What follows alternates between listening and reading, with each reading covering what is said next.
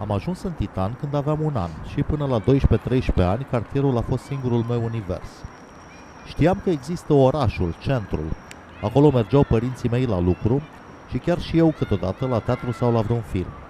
Dar cu toate astea mi se părea oarecum ireal, un pic mai departe decât Parisul, pe care la 2-3 ani în mintea mea îl localizasem în zona unor blocuri interesante, undeva pe lângă policlinică. Nu era frumos, dar se putea presupune că o să devină.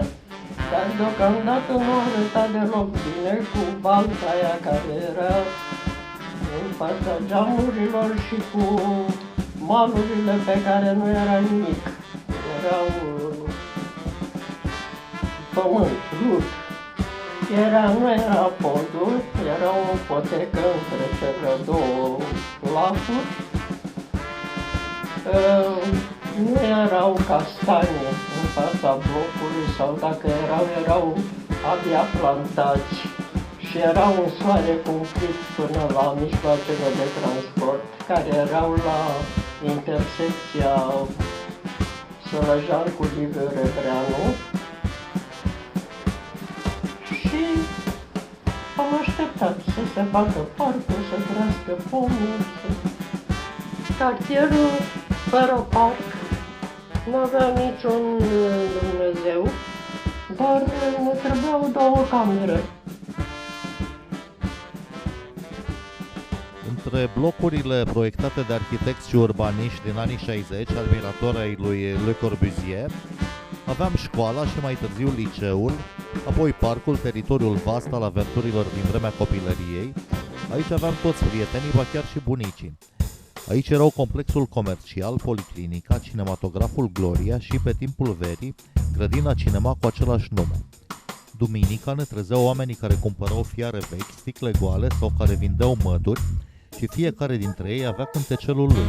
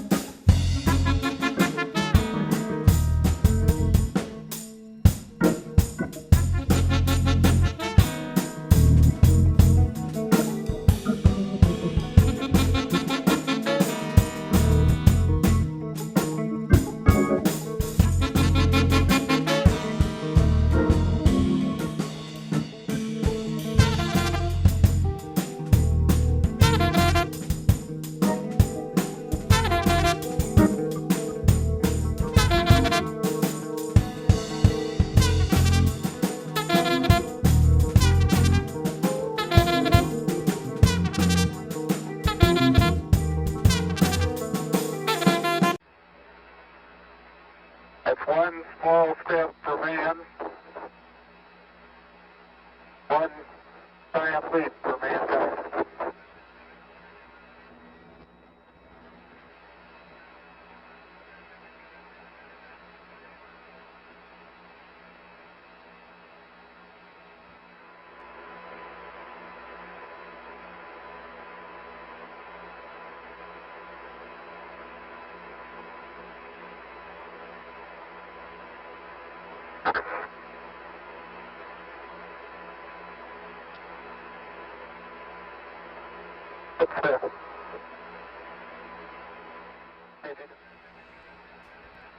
Primul eveniment notabil din viața mea a fost aselenizarea. Era anul 1969 și aveam 2 ani. M-a impresionat foarte mult primul pas al omului pe lună și mult timp am avut în cameră un afiș cu Buzz Aldrin.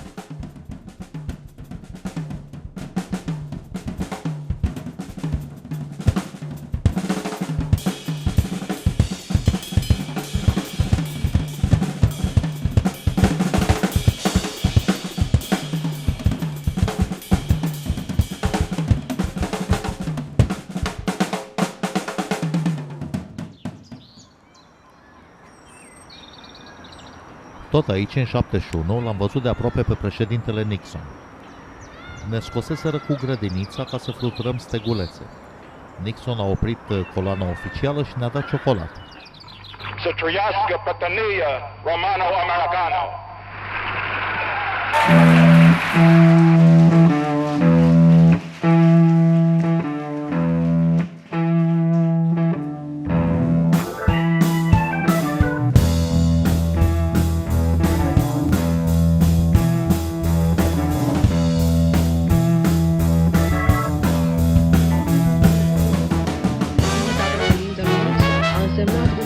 De dezlănțuire a unor speranțe și a încrederii că vizita președintelui american va aduce o ameliorare a situației din țară.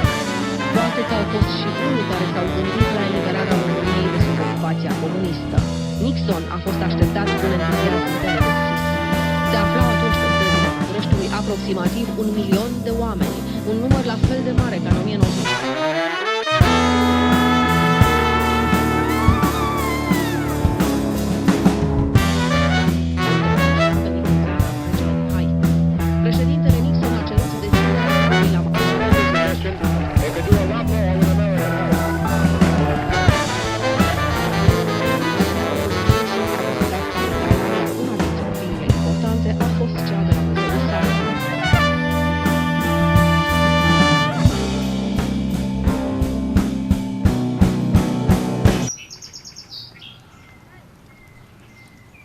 Oara venea din satul bunicului meu. După doar 3 luni în București își lăsase părul lung și își cususe pe pantaloni niște flori foarte colorate, iar seara în parc vorbea cu prietenii ei niște lucruri pe care nu le înțelegeam absolut deloc. Oara era fata unei fine a bunicilor mei, deci era dintr-o familie cunoscută și a venit aici să stea cu tine și să facă între timp și un curs de croitorie. Și a venit, a stat la noi și te ducea la plimbare. Cam asta era treaba ei, nu avea alte atribuții. Eu cântam pentru 4 persoane la vremea și a stat câțiva ani. A fost cu noi la mare, când am fost la Mangalia și când am văzut Ziua Marinii. Cu ea te-ai înțeles bine. Bine, ea avea atunci vreo 14-15 ani.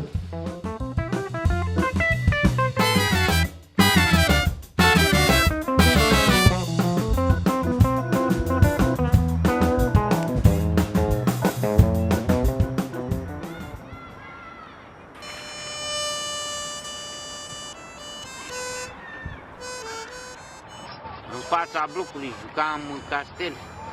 Aha. Puneam pietre una peste alta și trebuia să le pui pe toate la loc.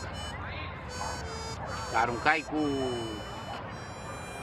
o minge sau cu ce aruncai și dărmai castelul și... Da. Hoții și vardiștii, ți-aduce aminte? Hoții și vardiștii jucam cu mingea, cine nimerea ieșea afară. Adică ăla care arunca dintr-o parte și nimerea pe ăla care era în mijloc. Se ferea foc. Da. Și mai jucam cu mingea de fotbal. Jucam pătrățel. Da, pătrățele jucam ca la Balamov, țin minte.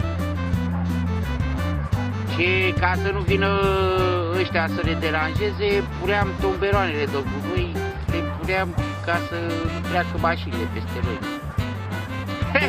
Și se enervau șoferii și ne lua la goană. Că puneam tomberoanele, ești copil. Puneam tomberoanele ca să nu treacă cu mașina peste noi.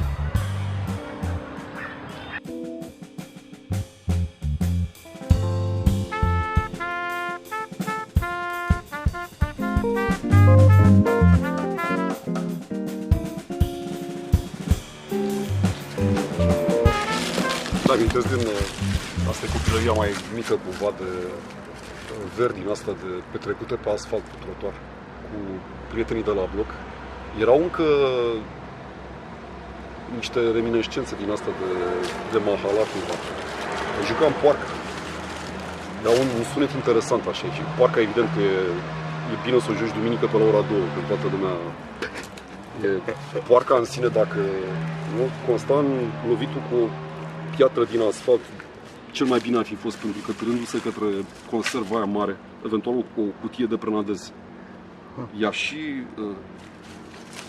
râcâia tot asfaltul până la cutia aia și după ce sărea cutia aia în toate direcțiile, în tot vacarmul ăla total, toată liota aia de copii se bucurau cred de poarcă.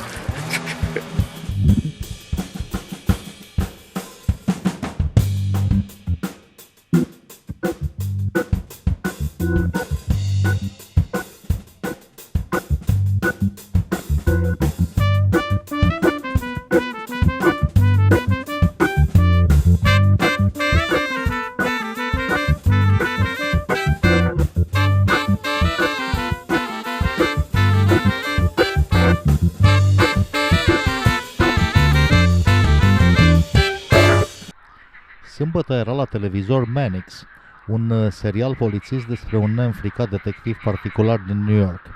Noi, băieții, urmăream cu pasiune toate serialele astea și apoi integram ceea ce învățasem într-un joc inventat de noi numit Pac-Pac. Trebuia să-ți ucizi adversarul împușcându-l cu degetul și se juca prin toate spațiile verzi și prin spatele blocului. Bineînțeles, câștiga echipa ultimului supraviețuitor.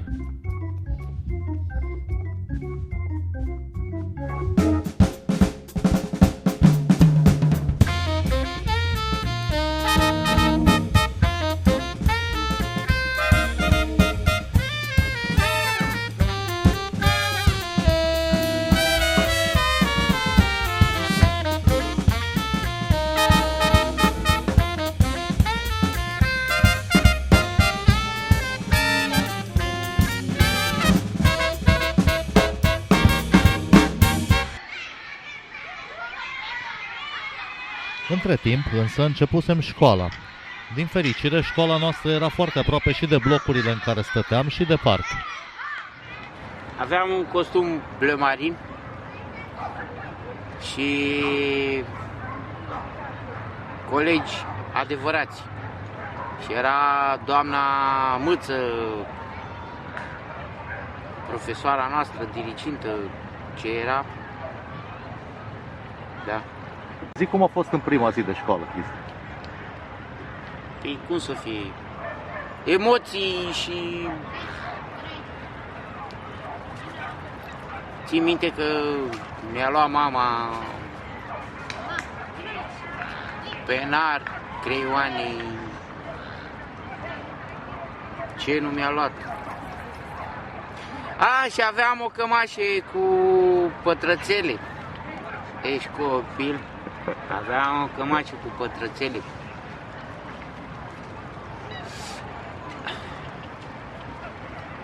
Și țin minte că cea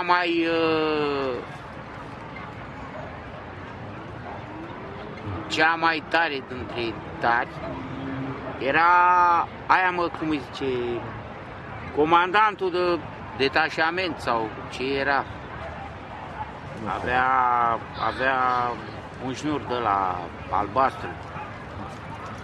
Era... și mai mi-aduc aminte de Mădălina. Tu mai ții minte pe Mădălina? Nu mai ții minte. A fost până Africa de Sud, a fost peste tot. Da. Și eu mai țin minte și pe Maria. Maria era de asta, cum zice, izraelian. Pe bune, nu mai. Stătea în B2. Da.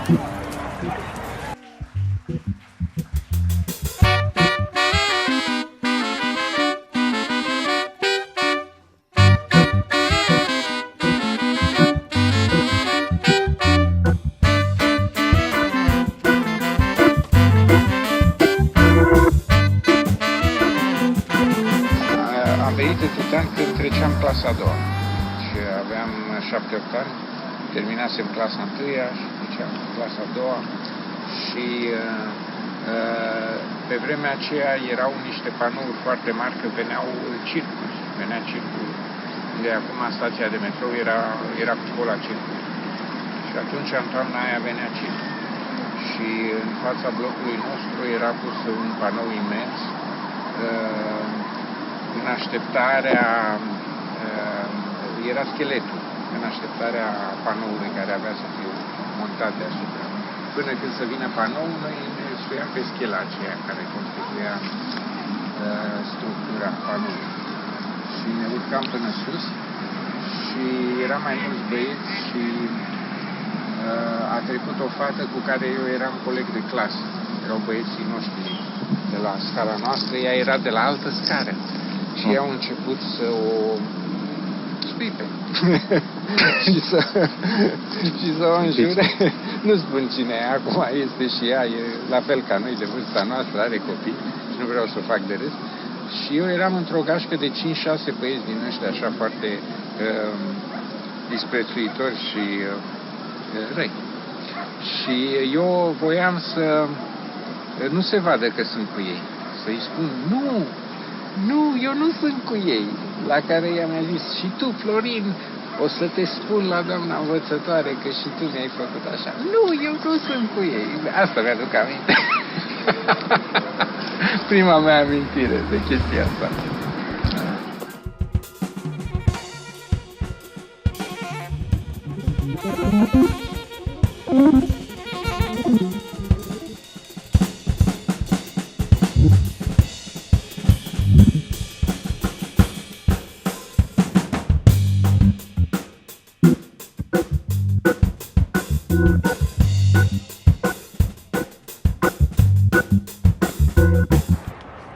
Păi, era Stângă Cătălin, băiat de campion, Baciu Cristian, băiat de campion, Samuilă nu se băga, era liniștit. Tu cu Tărtăcuță, Victor și cu Baciu, mereu vă luați la harță, tu mai scriai pe bancă de mașini, de dalea,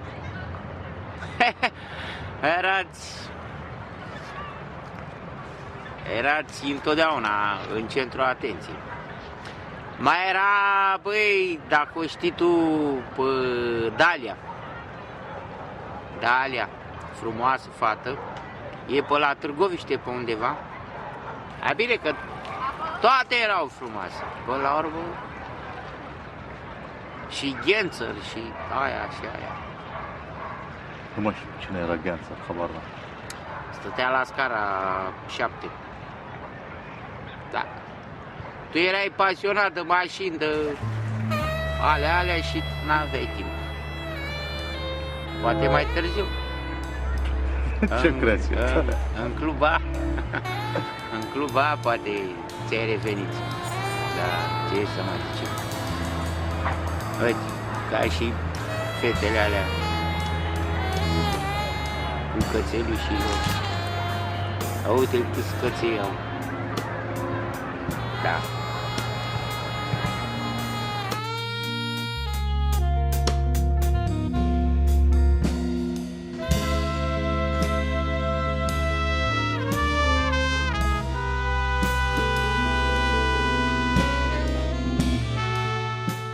Și asta e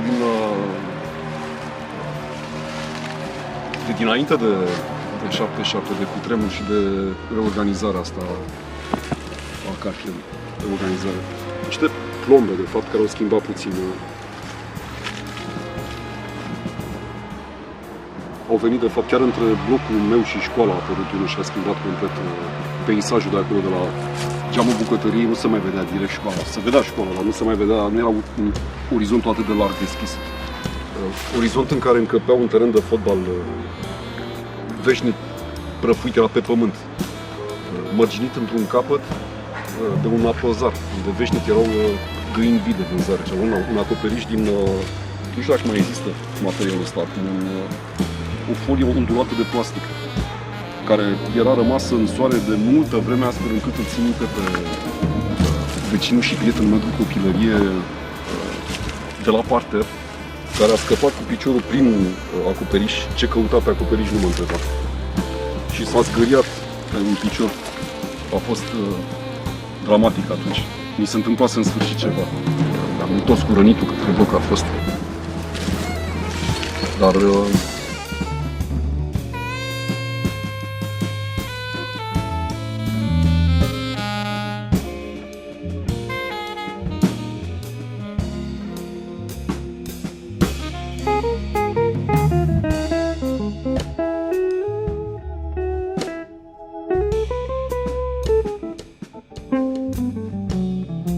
Da.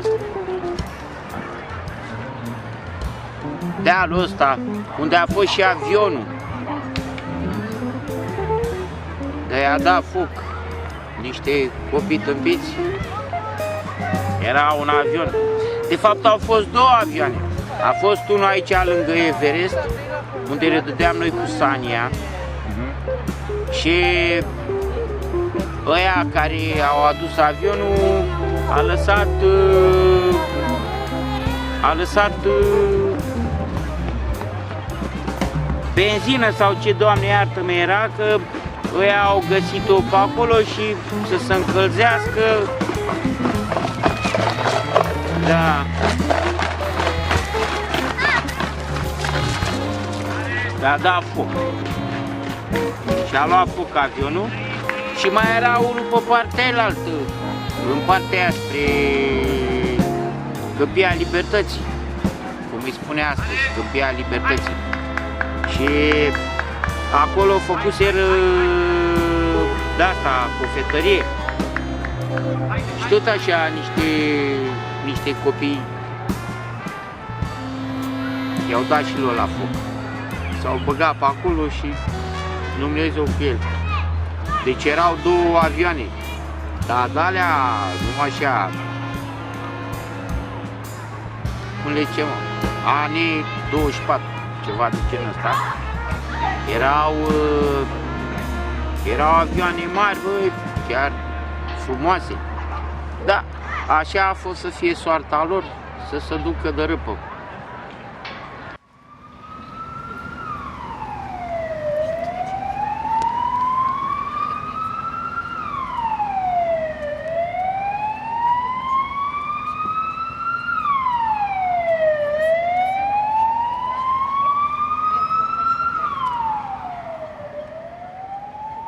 Am fost cam de la început, când s-a putut intra în lac, am mers și noi la baie la lac. Cum era? Era mai bine ca acum e greu să intri. De când s-a betonat malul, știi că se intră greu. La început se intra mult mai ușor în lac, mai ales pe partea asta intram, pe partea noastră. Și nu știu cât erai tu de mic.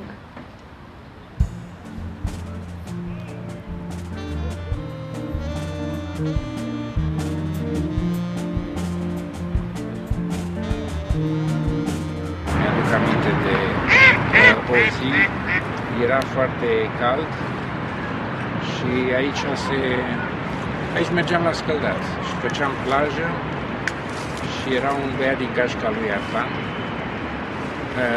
Nu-i știam pe toți. Eram și eu pentru că îmi plăcea de Artan și mergeam pe lângă el, dar ei erau mai sudați așa, erau din blocurile astea, veneam mai de departe. Și mi-aduc aminte că s-a întins la soare și s-a bătut pe burtă și a zis: soare, vrăjește-mă. Și acum când am venit încoace, mi-am dat întâlnire cu Mihai să zic două vorbe, să mai stăm puțin așa, să ne aducem aminte. Chestia asta mi-a venit în minte. Soare, vrăjește-mă.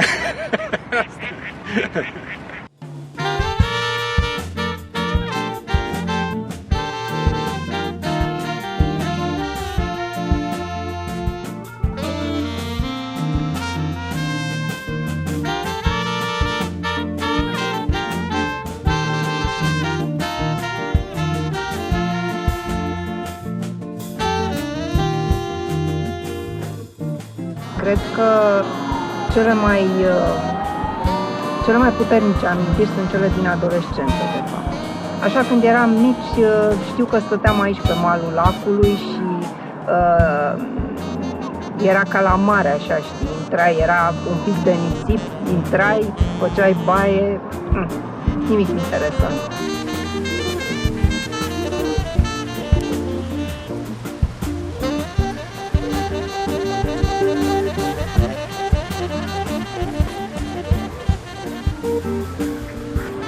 La scăldat, săream din salce, nu mai e salce acum. Au tăiat-o ăștia. Și mulți ziceau, bă, nu mai săriți din salcea că muriți. Da. Și cu cine mergeam? Eram toți copii din bloc. Toți copii. Vai, capul.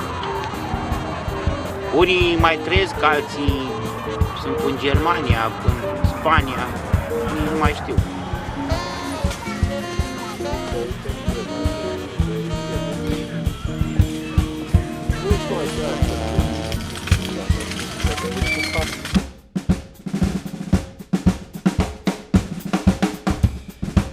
În 79 s-a inaugurat stația de metrou Titan și centrul a devenit brusc mai accesibil. Eram mari de acum și începusem să ne dăm seama că mințile noastre se deschid spre lume într-o țară care se închide din ce în ce mai mult în ea însăși.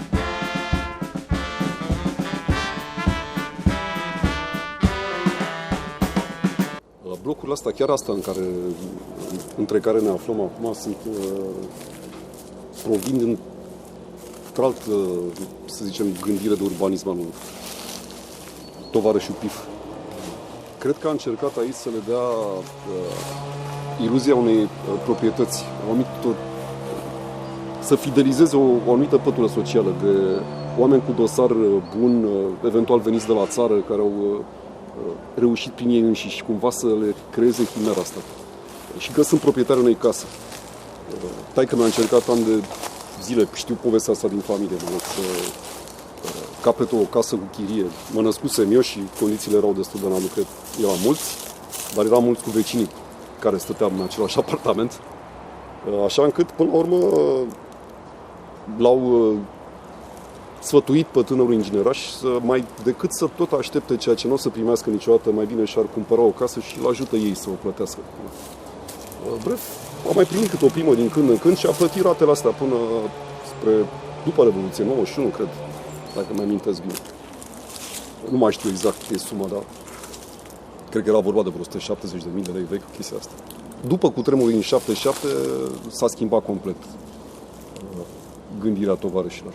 Au apărut niște blocuri noi, masive, urâte. A devenit și ăsta un cartier dormitor. Și asta a schimbat și mixul de populație. Au apărut altfel de găști. Acum, nu e o judecată de tip vârsta de aur, că numai noi și ei nu. O constatare, pur și simplu, de cum era pe vremea, altfel.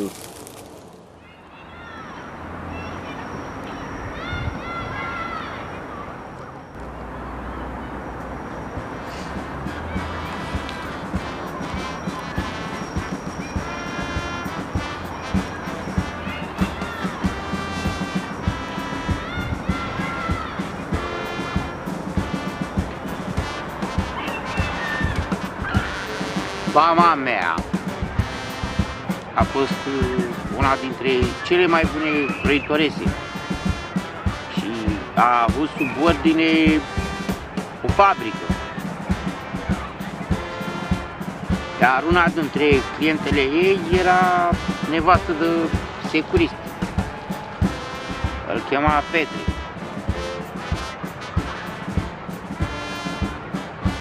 Și în 89, când m-am retras eu din armată, mama mea a zis, băi, te fac și pe tine să-ți fie bine. Numai că a venit Revoluția și n-a mai fost necesar.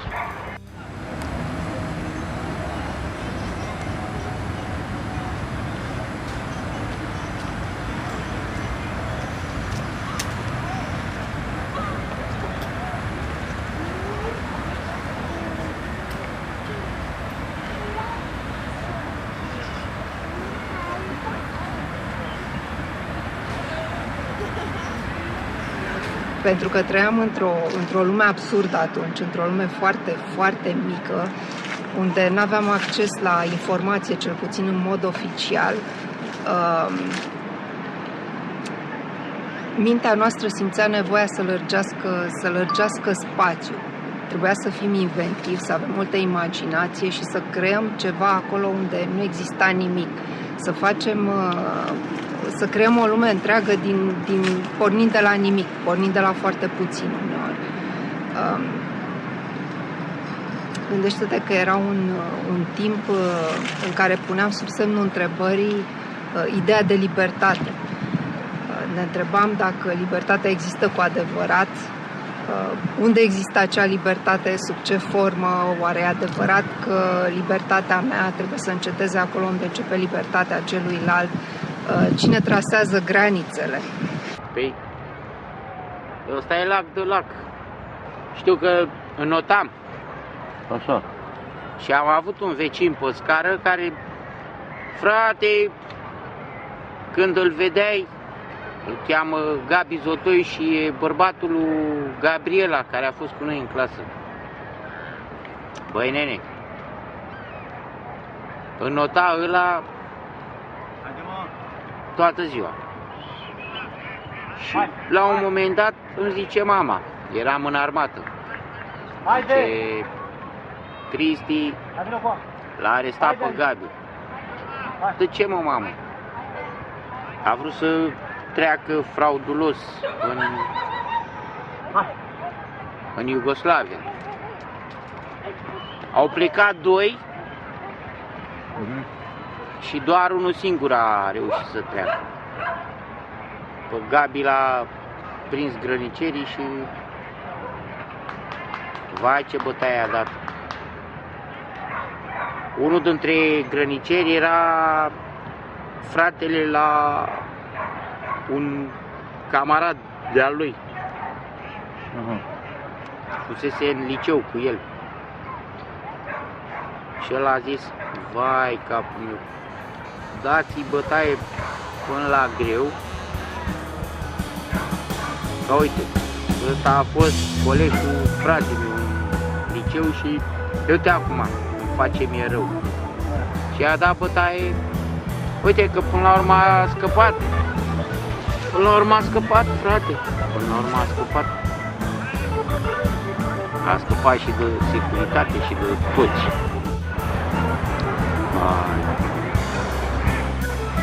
Și uite bine acum. Fata e mare ca și a mea.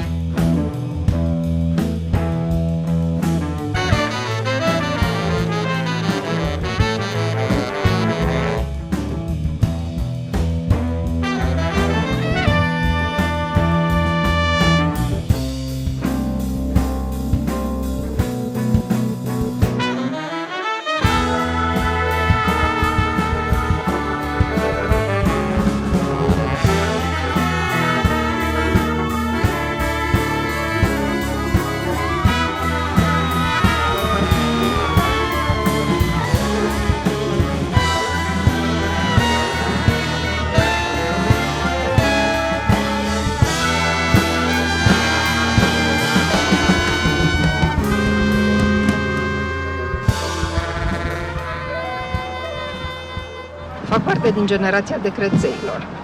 Am crescut cu cheia la gât, exact așa era, deci era cheia pusă pe o sfoară și mi-am petrecut timpul, uite, aici în parc, pe marginea acestui lac, deci au fost cele mai frumoase momente din copilăria și din adolescența mea, cel puțin. Și dacă mă întreba cineva atunci, de exemplu, care este sensul vieții, cred că aș fi filozofat mult pe tema asta. Dacă mă întreabă cineva acum, răspund simplu, fericirea. Ăsta este sensul vieții și cred că am avut marele noroc la vremea aceea să fim fericiți. Am reușit să fim fericiți, chiar fără să ne dăm seama la momentul respectiv, am reușit să fim fericiți în acest loc și în acel timp, așa cum era, cu foarte puțin, fără să primim foarte mult ajutor din afară, să zic. Am fost fericiți doar fiind împreună. Fiind împreună și, nu știu, trăind într-un spațiu artistic până la urmă, pentru că toți eram artiști. Cred că asta a fost cel mai important. Faptul că am fost creativ, nici n-aveai cum să fii altfel pe vremea aceea. Trebuia să fii creativ. Trebuia să fii creativ ca să umpli golurile, ca să-ți lărgești orizontul, ca să faci o lume mai mare, deși toți citeam pe vremea aia. Toți citeam și aveam biblioteci foarte mari acasă și oriunde te duceai, și aici în parc, și pe terasă la bere, și în curtea școlii, erau discuții despre cărți tot timpul. Unele discuții foarte interesante, de altfel. Rămâneai așa cu gura căscată, îți stârneau curiozitatea, te duceai acasă și începeai să cauți în bibliotecă, să vezi dacă n-ai și tu cartea aia, să o citești. Și dacă nu o găseai la tine, întrebai vecinii, prietenii, cineva o avea cu siguranță.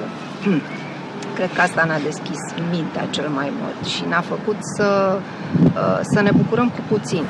Aici veneam cu Mihai Ordache și ne gândeam la fel de chestii tari. Nu ne gândeam să ne facem trupă. Asta a venit mai târziu, dar oarecum aici au crescut toate ideile acelea.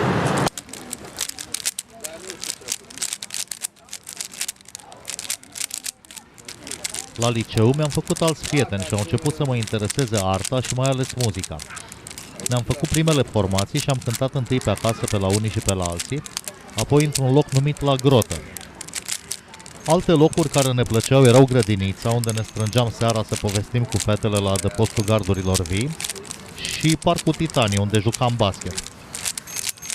Toate locurile astea aveau în comun faptul că seara nu riscai să te întâlnești acolo cu niciun adult. Mai sunat?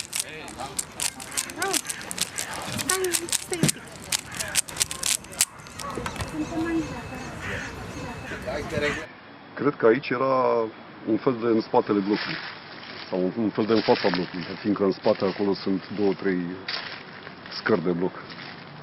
Și nu arăta așa, era în principiu ceea ce e și acum, cu surprindere, văd. Un singur loc de parcare, abandonat, pe vremea aia se putea. În jurul căruia se boltiseră niște, nu știu ce erau alea, cred că niște pacăți din ăsta, în care ne-au rămas pe aici. Se făcuse un soi de boltă în care ne puteam ascunde.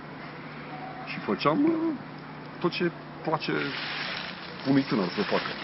Să fumeze, să scrite pe jos.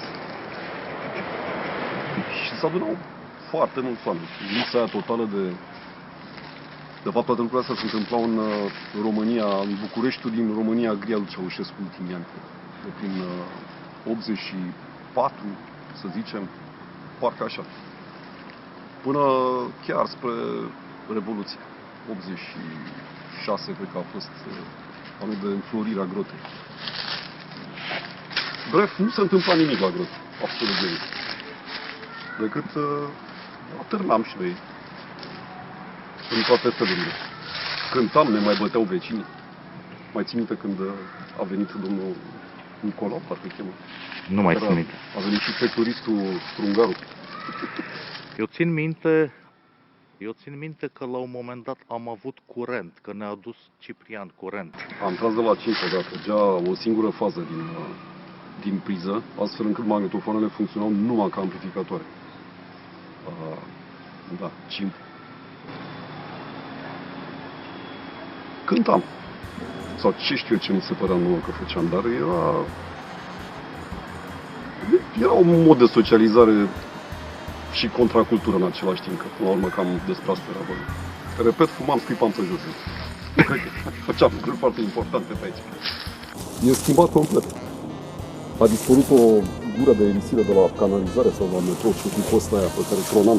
Primul care ajungea aici era, mă rog, și n-avea onoarea de căcat, nu știu. El a rămas în spate. Vecinii probabil s-au schimbat, lucru foarte interesant. Știam pe nume, la un moment dat ne lungise mult seara și începuse cineva să arunce cu cartofi undeva din sus de aici și cineva dintre casnici a zbirat ăla de la 2. Și odată am auzit din tufe, nu eu, ăla de la 3. S-au auzit fix de la 2, deci complicitățile erau mai complicate decât păreau la prima vedere. Și au trecut ceva ani, da, până spre Revoluție când au început să se coloreze și am spart și noi gașca. Cum era cântecul ăla, gașca de la bloc.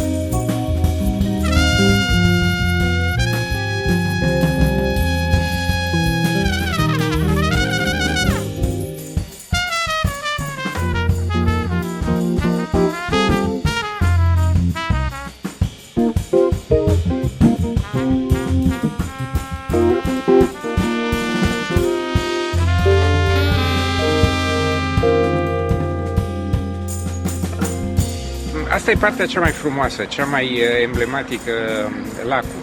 Dar trebuie spus că cartierul Titan are multe alei și străduțe întortocheate.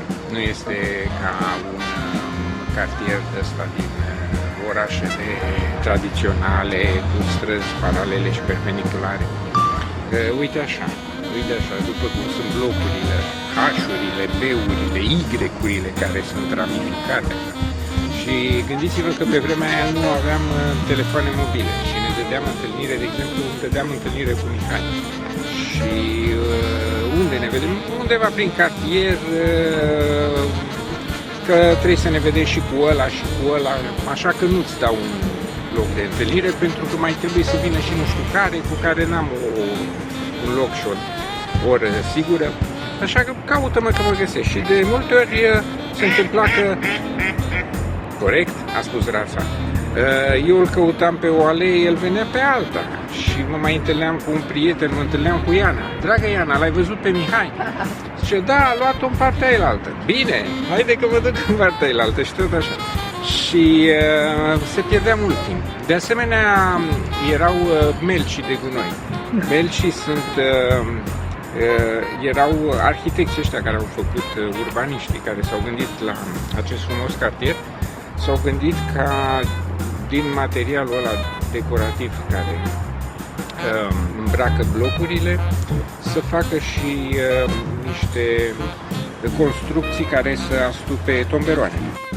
Și aici erau locuri în care se întâlneau tinerii și era un loc în care, de exemplu, se făcea un fel de concert cu chitări, cu muzici, casetofoane, o mică discotecă și asta era, aici zicea, în grotă, la grotă. Așa că în cântecul pe care îl veți auzi pe acest frumos disc, singurul cântec cu voce, apar melcii de gunoi. Să știți că e vorba... Apare melc, nu? Ce zic? Melcii. Da. Să știți că e vorba de melcii ăștia de gunoi. Asta am vrut să spun ca să se știe. Deci cumpărați acest disc și aflați misterul melcilor din Titan.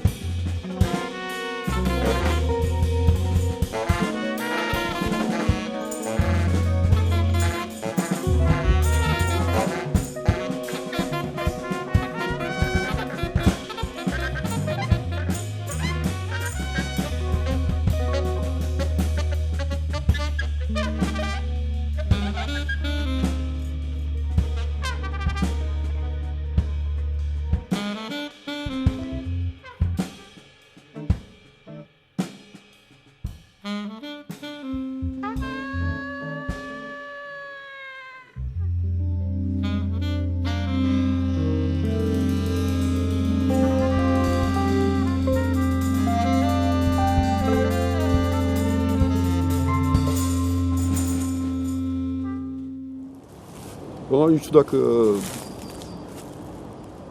apropo de nostalgia vremii alea, este firește că este, dar nu știu dacă în mod serios am putea să regretăm ceva, pentru că era foarte gri tot. În afară de... Noi toți am fost niște evazioniști, fugeam în diferite chestii și le trăiam pasional pentru că fugeam de realitatea care ne înconjura. Discuri, muzici, abar, grotă. Inventam o altă realitate. Pardon de considerațiile astea pseudo-profundă. Când am fost adolescenți, cred că ăsta a fost unul din locurile tinereții noastre, adolescenței noastre, împreună cu Parcul Titanii și cu Curtea Creșei, unde ne adunam toți. Comparativ cu ziua de azi, mi se pare că era jalnic, dar noi eram fericiți atunci. Noi eram fericiți, ne bucuram foarte mult, ne plăcea foarte mult, pentru că nici nu știam mai mult. Mi se părea că suntem norocoși că l-avem și chiar am fost. Deci aici ne-am petrecut cele mai frumoase clipe, cum ziceam, ale copilăriei și ale tinereții noastre. Aici, în parcul ăsta, și în Titanii, unde erau amenajate niște terenuri de basket și cei care nu jucam basket stăteam acolo pe bănci, beam bere, fumam, bineînțeles, stăteam de vorbă și erau foarte mulți care veneau cu chitara. Dragă Calule, Calule sau Mihai, nu? Și că amintiri de acum 35 de ani. Eu mi-amintesc, băi, bătaia aia din grădiniță, da, când toți erau împotriva mea și numai tu ai venit să mă aperi. Da, a fost foarte mișto. Și mi-amintesc chiar că atunci stăteam și fumam țigările alea super lungi, așa albe, Cismigiu, București, cum mai se chemau. Și ne simțeam tare mișto că fumam chestiile alea. La un moment dat, Mihaela mi-a dat o casetă, nu mai știu ce era pe casetă, dar pe partea a doua, unde nu scria nimic, era niște jazz și în momentul acela m-am hotărât să cânt la saxofon. Ca să-mi cumpăr primul saxofon, l-am convins pe tatăl meu să-mi dea motoreta lui, pe care apoi am vândut-o lui Cimpă, omul cu curentul. Și apoi...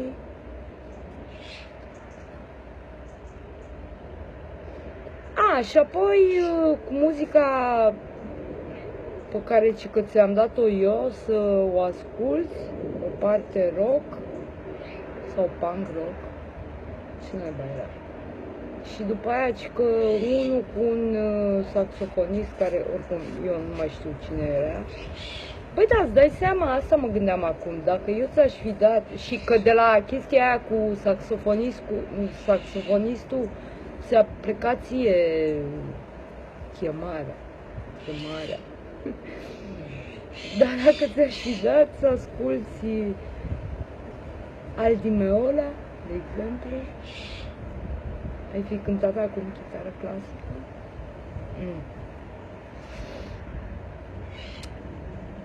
Ok, a fost mișto, tot pentru tine.